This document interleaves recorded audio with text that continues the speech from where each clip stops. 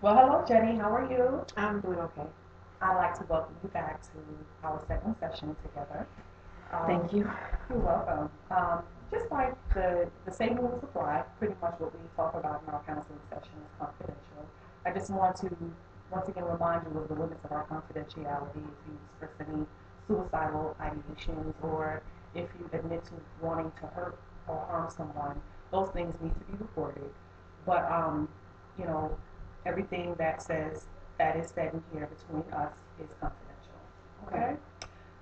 And so last week we talked about a lot. We talked about Yeah. specifically your friendships with your friends, Brandy and Stephanie. Um, we talked about how close you are and how they're pretty much your core support group system. Things have deteriorated, things have changed since the rape incident, unfortunately. And now you're at a point where you'd like to restore that relationship between Brandy and Stephanie. You're not quite sure how to do that. So the homework assignment that was given to you was to, in order to examine your feelings that you have towards your friends and that has developed over the years, was to write a letter to both Brandy and Stephanie.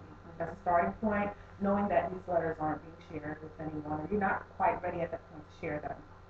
So I'm going to talk about the process of writing those letters and any revelations that you've made Okay. for this homework assignment. So if you can, talk to me about how that was for you. Um, well, I'll be honest. I did not start Brandy's letter. I just, it was hard getting through some of Stephanie's, and I didn't really get through a lot of the letters with Stephanie. Okay. Um, I found myself getting angry, I Okay. think, when I was writing to her. Um, at first, I felt guilty because I realized that our friendship wasn't what it was. And so, but then I got angry because I felt like, as I started to remember the things that I did for her, the things she did for me, I'm like, why can't we still have that relationship? And I'm angry about, or I feel angry and frustrated about why that is. Okay. Okay. And so, as I got to the point where we really started to talk about the things we used to do together or how I would have been there for her, I just really couldn't go on. And I still feel really like I don't want to have an angry letter, right? I don't want it to be this angry letter. So I just didn't really write anymore after that. Okay. So you did a portion of the assignment. Yeah. You didn't write Brandy a letter. No. You started a letter to Stephanie. Uh-huh. But in writing the letter, you realize that you have a lot of angry feelings towards her that you don't want to have Yeah. for her. So Yeah. that made completing the letter a bit difficult for you.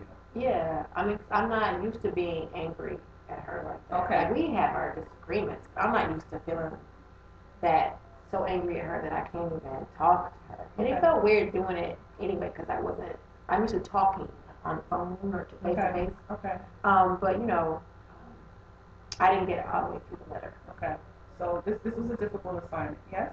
Yeah, it is because on one hand I really want to talk to my friend, and on the other hand I really feel like I can't.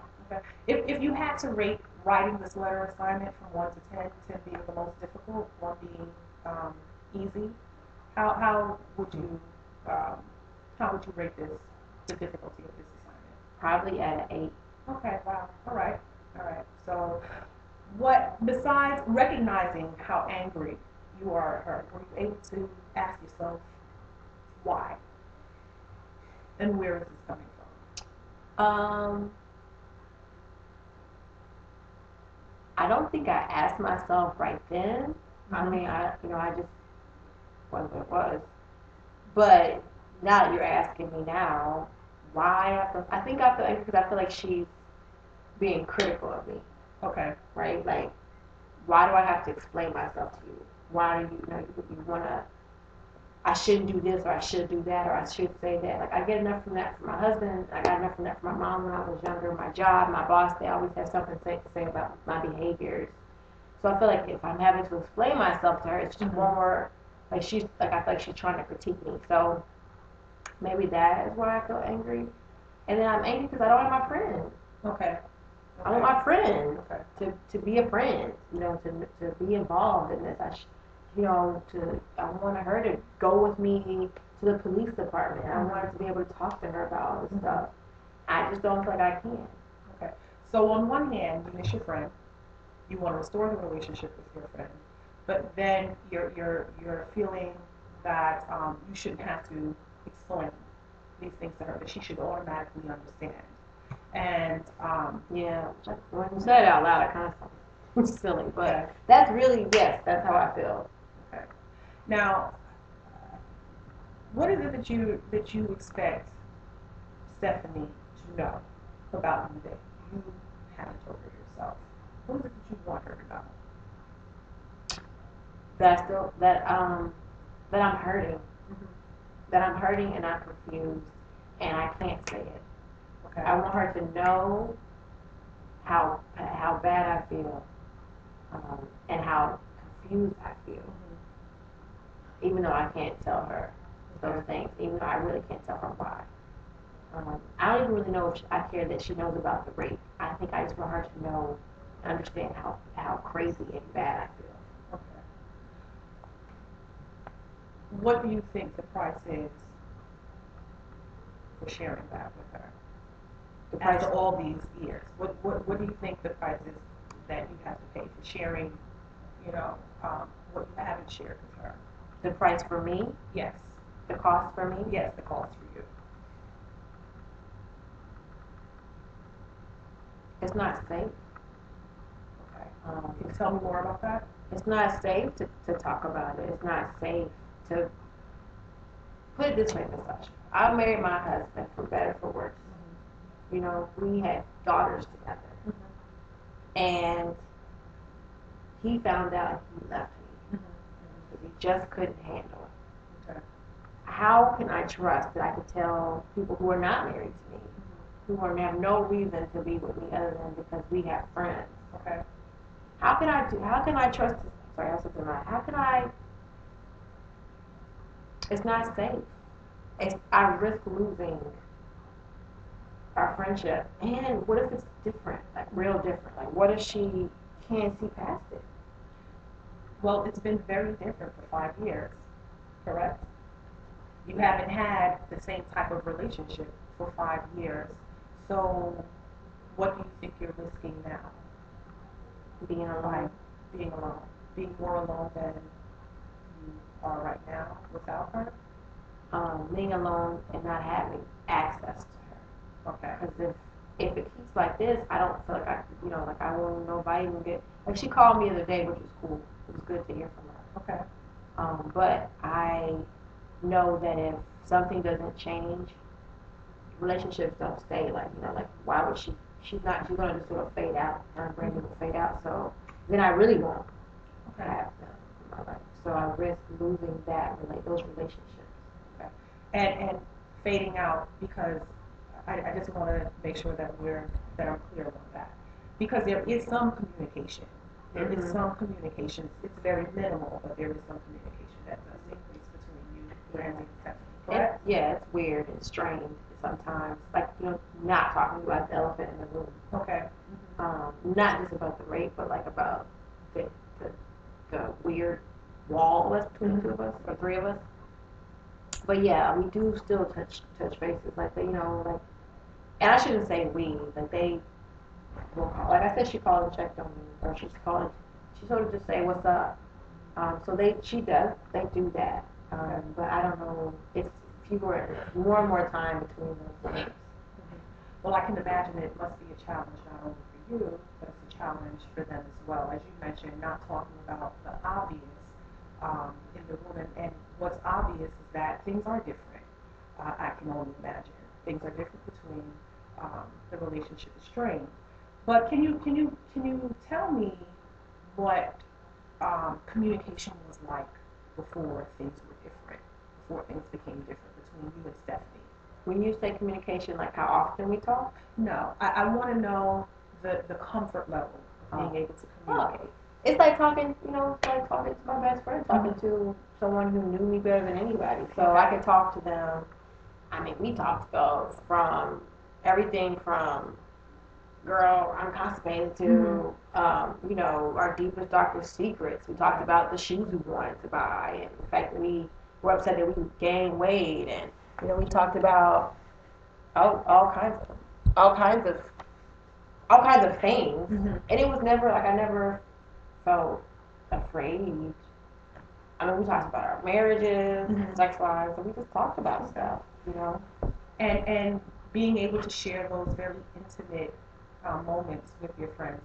I'm understanding that it takes a lot of trust to be able to share those types of things um, Yeah. with them. And so, how would you describe the trust that you've had with Stephanie? Um,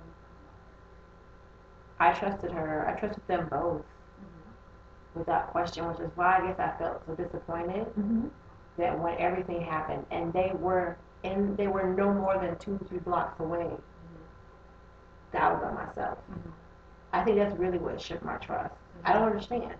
How do you not know? How does that happen? You know, where I can get snatched off like that and taken advantage of or whatever, and they not be able to hear or see me. But before then, I trusted them. I would trust them with my life. Okay. Can you share with me if there has ever been any incident where you had to question their loyalty to you, or vice versa? Um,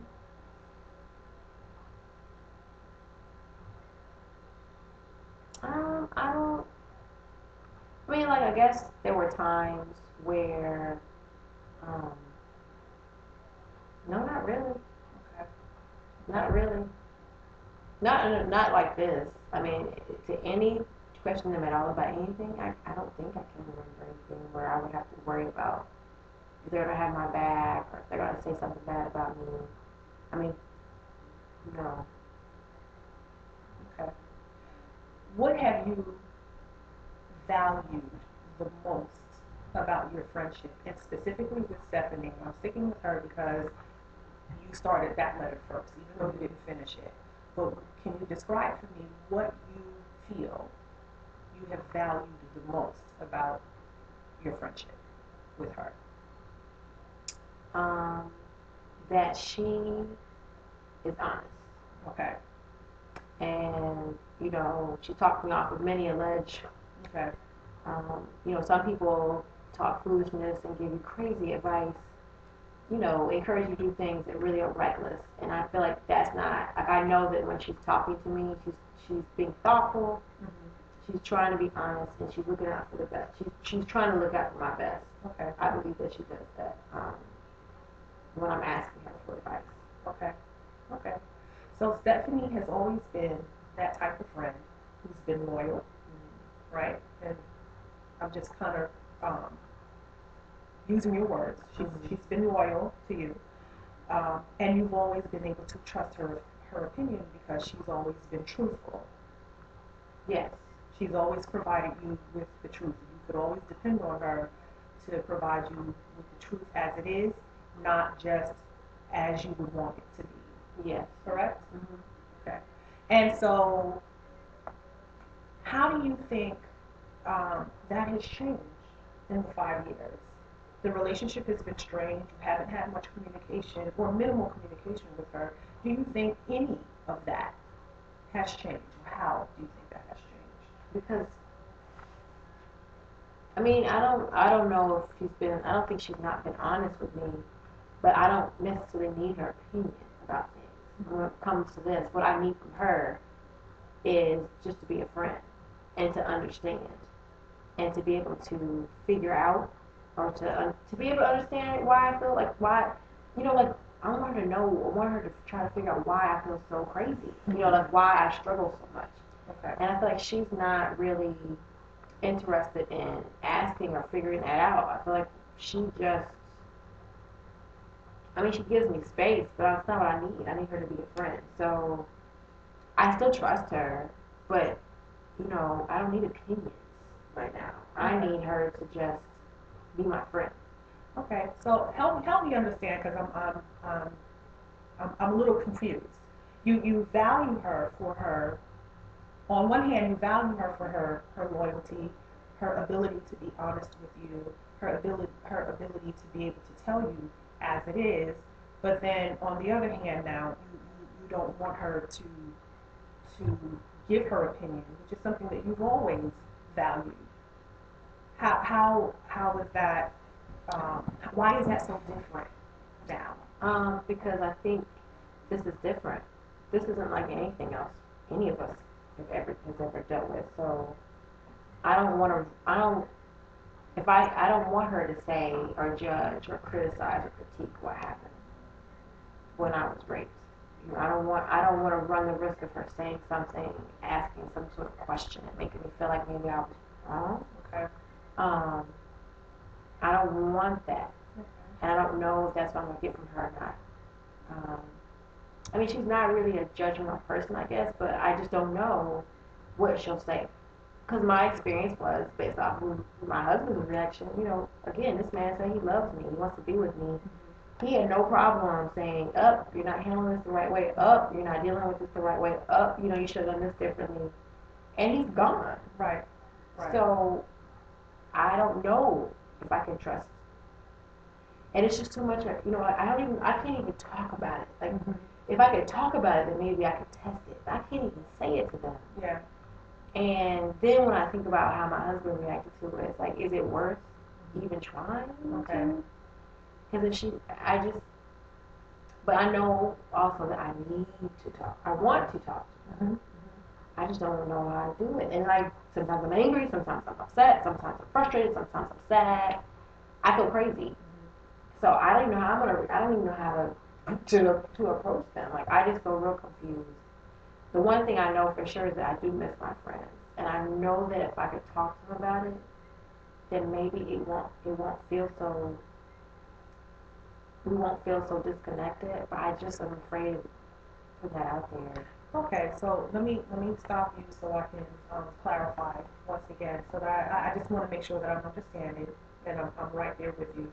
You you it seems as though you feel a variety of emotions.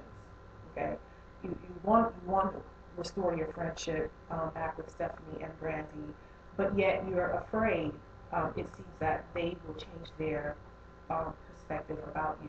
You don't necessarily want her to be critical and judgmental, but yet you want her to be understanding as to what has happened to you, and you're afraid that her response to you is going to be similar to how your husband responded to you, and that she too will reject you, and you will no longer have her um, as a support person in your life. Yeah. I know she's not here now, but at least she's around a little bit, you know.